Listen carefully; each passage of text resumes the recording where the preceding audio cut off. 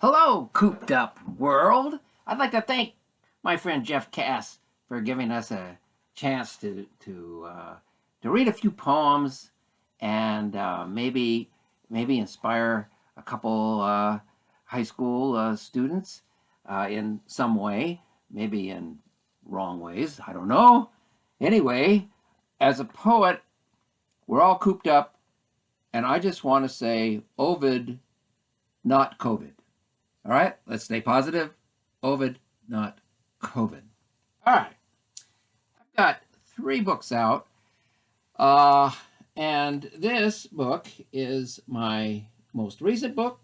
It's called An Accident of Blood, and you can get it on Amazon, or you can email me, or you can get me on Facebook, however you'd like to, and I'll make sure you get a copy of this book. Um, I thought I'd start out by reading a poem from the book, and it's called Ars Poetica 2. Now, maybe some of you know from your classes that Ars Poetica is an ancient tradition of writing poetry about poems. And so, that's part of what's going on here. But really, I wrote this poem to kind of get at editors because, and not just editors, but anybody who tells you that you have to use certain words or you can't use certain words or you can't write about something. I had a great teacher in college. Actually, he wasn't that great, but he did say something that stuck with me for the rest of my life, so he must have been great. His name was Bernie Beaver, and I took this really awful English course from him in college. But we had to do poetry. I didn't want to write poems, but he made us write poems. And one of the things he said is a poem can be about anything. Man, what a wise thing to say, because it's absolutely the truth. Don't ever forget it. If you're sitting around and you want to write about waffles, and the critic in your head comes in and says, "Oh my God, they're waffles? Jesus, what about Greek gods?" No, let the Greek gods, they're all dead. Leave them alone. If you want to write about waffles, fine. In fact, you can write about waffles and Greek gods. It's the possibilities are endless. So, write about whatever you want. So this is partly what I'm talking about here in this poem, Ars Poetica 2. It was then that I saw, or it was then that I knew, or it was then that I realized that the phrase, "it was then that," should never appear in a poem. One editor writes that a poem using the words love, soul, or cicadas merits immediate rejection. Another bans marigolds and sepia. For me, the words just and really are deadly, although not an editor. I have no axe to grind, no skin in the game. Two cliches that should be murdered before they hit the final page. Editors can be, in my humble opinion, another target of the cliche assassin, the biggest whiners on the planet. They act like they are the only people on earth who've ever worked. I was raised in retail, spent summers at my mother's restaurant supply company counting ashtrays, pie tins, and mop heads, or spraying Aerodet, an industrial cleanser that removed oil stains from concrete over glumps of grease that graced commercial ovens we would resell as used. When I think of the vast sea of humanity who jackhammer asphalt or stand up day long varicosing veins to pitch perfume or lingerie for snooty customers, or break their backs and ruin their knees hauling lumber or laying pipe, my sympathy for editors who sit on their heinies all day reading poems or stories just evaporates, wilts like dying marigolds, turns into sepia images of honest souls who work to support those they love, people who would give anything to listen to cicadas sing at twilight after a day of heartbreaking labor, or have the luxury to think it was then that I realized what it really meant to work. Yeah, you know, write about what you want. It's very important to feel free. You know, you get that critic. A critic can come in at any time in your head. And I was a psychoanalyst for 35 years, so I work with a lot of critics. Get rid of the critics. We don't need critics. Not when you're writing. You know, there's plenty of other parts of life, people who just criticize you to death. Don't do it to yourself. Get what you want to get on a page, get it on the page. Okay, now, I thought I'd read this one. This is a new one from my fourth book, which is going to be out in September of 2021. And it's called The Broad Grin of Eternity. And this poem has to do with, you know, I mean, high school is so intense. At least I remember it as very intense. Everything seemed to be, you know, really important. And it is important. And, you know, but boy, it can be, you know, maybe a little bit too important sometimes. And it's important to be able to, or it's good to get out of yourself a little bit. Anyway, it's hard to do that in some circumstances, and this has to do with some of those circumstances. It's called the Halcyon Plan. Butterball, fatso, lardass. The enduring names my Catholic school chums unaffectionately called me on the plague ground at St. Mary's grade school in the 50s. Who could blame them? My wads of flab embodied everything they feared they would become if they let themselves go. I weighed 164 pounds in sixth grade and wore jeans marked as husky. No matter that these excessive pounds journeyed my way during months of hospitalization and bed rest prescribed by doctors for my possible case of rheumatic fever. Hours watching Howdy Doody and other couch attractions combined with mounds of Twinkies, Chicken a la King, donuts, M&Ms, Fritos, Baby Ruths, Milky Ways, guzzled down with Coca-Cola, Ovaltine, Pepsi, and Yoo-Hoos, anesthetized my swollen ankles, stiff limbs, murmuring heart, and broken spirit.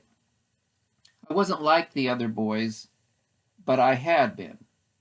At 4 years old, in home movies, I was skinny and running after life. Then my ankles swelled, my body stiffened, and my mouth opened to the processed wonders of the 50s, capitalism's Cold War harvest. I lost the weight when my father died in 1964. Turns out grief is a terrific diet regime. Still, my body held other treats in store for me. At 14, my face and forehead were so riddled with acne that Bud, owner of the snack shack on Pershing Boulevard, where I ate golden hash browns tickled with butter, loudly asked in front of all his customers at the counter, "Do you have a skin disease?" I turned to the Halcyon Plan, washed my face 3 times a day with Halcyon oatmeal soap. How those soapy oat crisps scraped across my pustules and made them bleed. Smeared stinging Halcyon lotion, really hyped up rubbing alcohol over my sores twice a day, and took Halcyon pills, candy-coated sugar tabs twice a day, all to be like those other boys, athletic, smooth-skinned, attractive to the girls. At 15, my face resembled an unbaked pepperoni pizza. "You'll never find a woman," I said aloud to my mirror image. "You'll be alone for the rest of your life. Accept it and forget it." And I did. I flushed the soap, pills, and lotion down the toilet. I didn't look at myself in the mirror for a year. When I was 16, I caught my reflection by mistake, maybe in a spoon or a lake. I was astounded. My face was as smooth as a newborn's behind. Still, I wasn't like the other boys. I could play a mean set of drums, and despite what the nuns told me, I had a mind.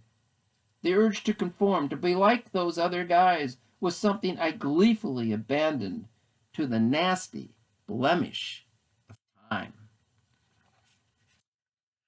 So things do change, and they even can change for the better.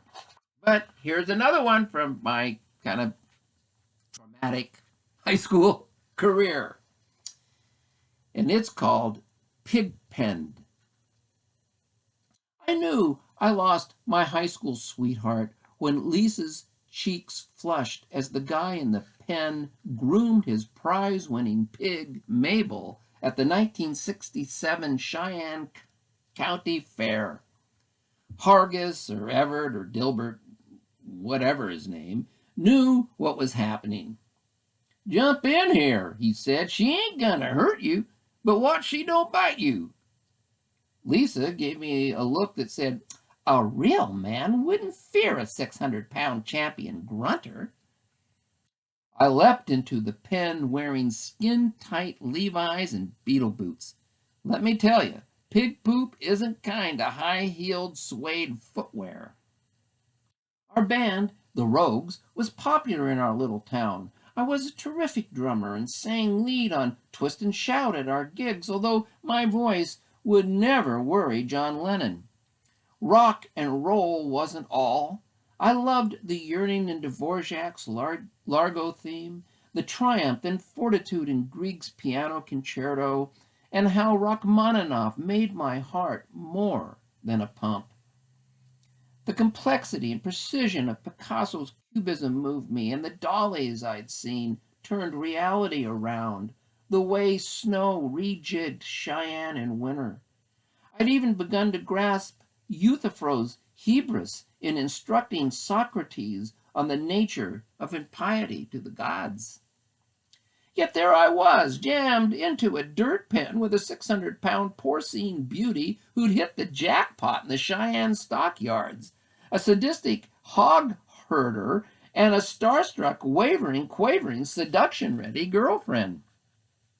"She likes being petted," Wilbur said. "You can catch her." But he gazed dreamily at Lisa, who urged me on with an imperious head nod. So I petted this pitiless porker, progenitor of Oscar Mayer's financial future. Mabel's bristly skin felt like a cheap hairbrush coated with Brill-cream. As if on cue, several 100 pounds of pig twitched and pinned me against the slash of her pen. I heard my jeans rip and remembered that I hadn't worn underwear that day. My crotch opened like the flaming gorge in Rock Springs. My family jewels poured out in all their pink grandeur, the first and only time my high school sweetie saw them. She ran off with her pig farmer. Was his name Buster? Otis? And 600 pounds of victorious swine left me to twist and shout in the Wyoming wind. So I hope this helps some of you guys and girls and people out there. Enjoy your quarantine, work on your poems, write your novels, do your thing, man. And it's really good. I wish I could meet some of you.